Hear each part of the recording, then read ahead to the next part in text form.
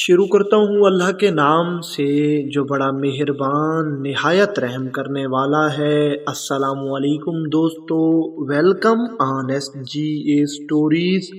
دوستو، صحیح بخاری اور صحیح مسلم میں ایک حدیث موجود ہے جس کا مفہوم یہ ہے۔ نبی کریم صلی اللہ علیہ وآلہ وسلم کے ایک صحابی ہیں جن کا نام ماعز بن مالک ہے۔ انتہائی نیک، پاک اور متقی صحابہ میں آپ کا شمار ہوتا ہے۔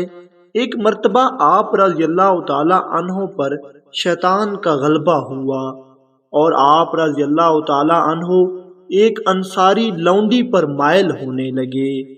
آپ رضی اللہ تعالی عنہ شدت جذبات میں بہہ گئے اور شیطان کا غلبہ شدت اختیار کرتا گیا اور آپ رضی اللہ تعالی عنہ اس انصاری لڑکی سے زنا کا ارتکاب کر بیٹھے۔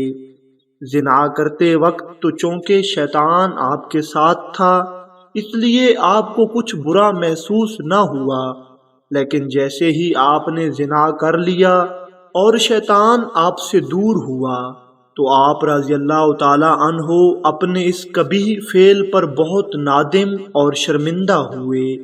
پچھتاوے کی آگ اندر ہی اندر آپ رضی اللہ تعالی عنہ کو جلا رہی تھی۔ آخر کار آپ رضی اللہ تعالی عنہ سے صبر نہ ہوا اور آپ رضی اللہ تعالی عنہ نبی کریم صلی اللہ علیہ وآلہ وسلم کی بارگاہ اقدس میں حاضر ہوئے اور آپ صلی اللہ علیہ وآلہ وسلم سے عرض کرنے لگے، حضور مجھ سے زنا ہو گیا ہے، مجھے پاک کیجیے۔ نبی کریم صلی اللہ علیہ وآلہ وسلم نے فرمایا، تجھ پر افسوس ہے، جا اور اپنے گناہ کی معافی مانگ، اللہ تجھے معاف فرما دے گا۔ حضرت ماعز رضی اللہ تعالی عنہ پھر عرض کرنے لگے، حضور آپ مجھے پاک کیجیے، مجھ سے گناہ ہو گیا ہے۔ آپ صلی اللہ علیہ وآلہ وسلم نے دوسری طرف رخ انور پھیر لیا۔ حضرت ماعز رضی اللہ تعالی عنہ اس طرف سے آئے جس طرف سے آپ نے اپنا چہرہ مبارک کیا تھا اور پھر عرض کرنے لگے، حضور مجھ سے گناہ ہو گیا ہے، مجھے پاک کیجیے۔ آپ صلی اللہ علیہ وآلہ وسلم نے باقی صحابہ کرام سے پوچھا، کیا یہ دیوانہ ہے؟ تو باقی صحابہ کرام نے عرض کی، یا رسول اللہ ہم اس میں ایسی کوئی بات نہیں پاتے۔ نبی کریم صلی اللہ علیہ وآلہ وسلم نے پھر پوچھا، کیا اس نے شراب پی ہوئی ہے؟ تو ایک صحابی اٹھے اور آپ نے حضرت ماعز کے منہ کو سونگھا اور پھر نبی کریم کی بارگاہ میں عرض کی، حضور اس نے شراب نہیں پی ہوئی، اس کے منہ سے شراب کی بو نہیں آ رہی۔ آپ صلی اللہ علیہ وآلہ وسلم حضرت ماعز رضی اللہ تعالی عنہ سے پوچھنے لگے، تو جانتا ہے کہ زنا کیا ہوتا ہے؟ تو حضرت ماعز عرض کرنے لگے، جی حضور میں نے ایک غیر محرم لڑکی کے ساتھ ایسا فعل سر انجام دیا ہے جو آدمی حق نکاح کے بعد اپنی بیوی کے ساتھ کرتا ہے۔ یا رسول اللہ صلی اللہ علیہ وآلہ وسلم مجھ سے گناہ ہو گیا ہے، آپ مجھے پاک کیجیے۔ نبی کریم صلی اللہ علیہ وآلہ وسلم نے صحابہ کرام کو حکم دیا کہ اسے سنسار کر دیا جائے۔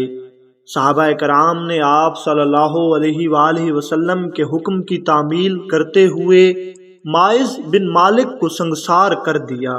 کچھ دنوں کے بعد آپ صلی اللہ علیہ وآلہ وسلم کہیں جا رہے تھے کہ دو صحابہ کرام آپس میں باتیں کر رہے تھے کہ ماعز نے کیسا انوکھا کام کیا ہے، اللہ تعالیٰ نے اس پر پردہ ڈالا تھا، اس نے خود اپنا گناہ ظاہر کر دیا ہے اور سنگسار ہو گیا۔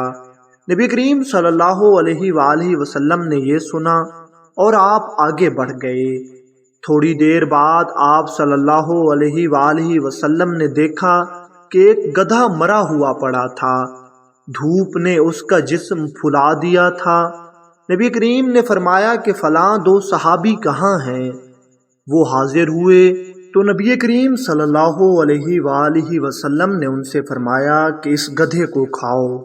وہ صحابہ کرام بہت حیران ہوئے اور نبی کریم صلی اللہ علیہ وآلہ وسلم سے پوچھنے لگے، حضور آپ فرماتے ہیں کہ مردار کو کھانا ناجائز ہے، پھر آپ ہمیں یہ حکم کیوں دے رہے ہیں؟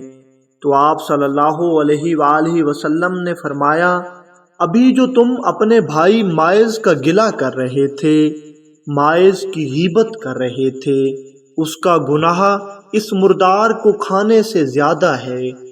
پھر نبی کریم صلی اللہ علیہ وآلہ وسلم نے فرمایا کہ بے شک ماعز سے گناہ ہو گیا تھا، لیکن ماعز نے ایسی سچی توبہ کی ہے کہ اگر اس کی توبہ کو پوری کائنات میں بانٹ دیا جائے تو تمام جن و انس کے لیے کافی رہے گی۔ اور آپ صلی اللہ علیہ وآلہ وسلم نے مزید فرمایا، میں دیکھ رہا ہوں کہ ماعز جنت کی نہروں میں غوطے لگا رہا ہے۔ دوستو، اس سے یہ بات ثابت ہوتی ہے کہ بتقاضۂ بشریت انسان سے گناہ ہو جاتے ہیں۔